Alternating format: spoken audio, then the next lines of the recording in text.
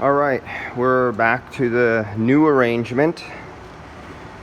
So we have a known good vacuum pump.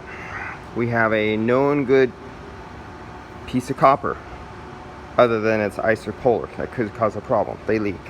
I just changed a fresh battery inside here. The battery actually, as soon as I turned off my camera from the last video, the battery ran out.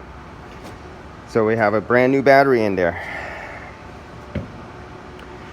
Brand new purge system, 6-ton air handler with nitrogen, never introduced to the atmosphere. Been on a vacuum pump for almost a week, and other than it couldn't get below around 1,000, 1,400, 900 microns. We have the ball valves isolated, so I'm only taking care of that. This comes with a micron gauge built in too, but this is not where you would want to read your readings, but it's a good backup. It's something's better than nothing. If you could not afford a set of gauges, but you wanted to see what microns do before you invest in the set of gauges, and you're thinking about upgrading to a vacuum pump, and you want to work yourself into that first step of getting a micron gauge, maybe a dedicated one, maybe a good set of gauges. Don't exclude the Testo 557s because they are now compatible with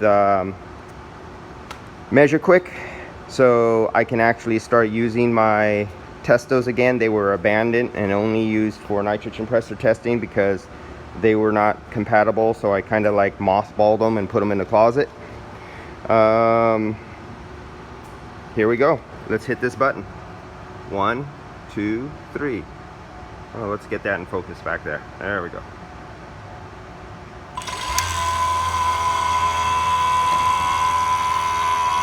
So we're sucking the nitrogen out of the system right now. You got a reading here. We still do not have, oh, there we go. We have a reading there now. So we're already past that 29.9 part that you would see on your gauges. If you had a set of gauges hooked up right here, no, right here, you would already be past that 29 inches of mercury on your vacuum gauges, and you could read no more. We're into 5,000 microns now. We're hovering between 5 and 6.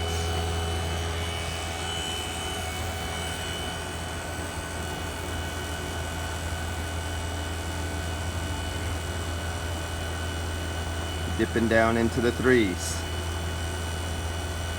Trying to fight to get into the 2s.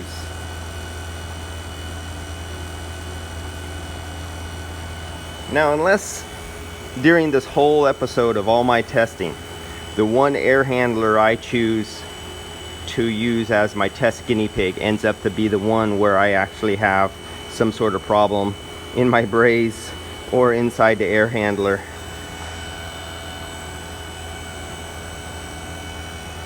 but we already tested the micron gauge straight on the pump, and we got down to 13 microns. We know we have a good piece of copper. Actually, I should have got a piece of Mueller copper instead of isopolar if I really wanted to be 100% safe. We know we're isolated because both ball valves are off. We might swing over to the other air handler on the other side of the system and reperform this test. Well, let's let this go for a while. I know I got the gas ballast. Yep, gas ballast is closed.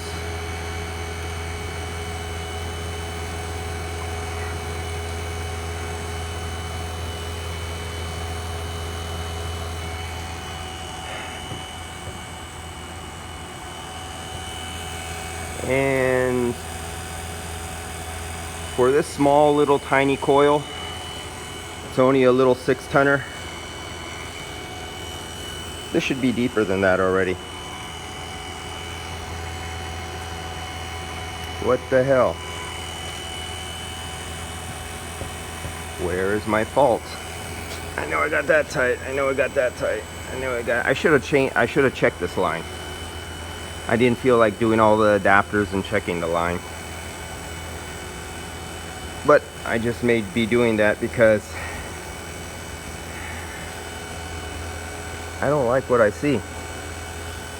Damn, unless they have like a cup of water down here in the nitrogen, and I've been pumping in water in my system every time I blow nitrogen in. You see, I just had the big jump going down to 700-800 microns. Now it's going back up.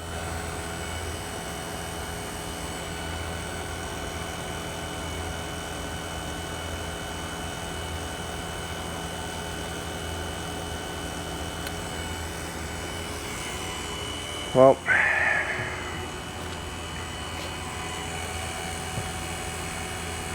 I think I might just jump this rig over to the other, actually that's farther away. I might jump it over to the 8-ton unit over here and put it on the 8-ton air handler.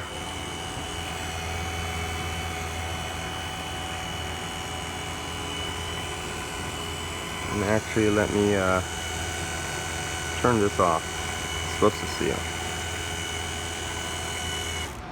Okay, I just turned it off. This has a solenoid valve in it that turns off.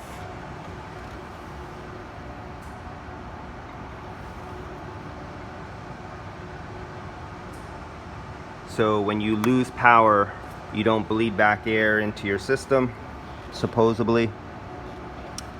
And I should have put a ball valve, braze a ball valve in here. I have no more ball valves with me.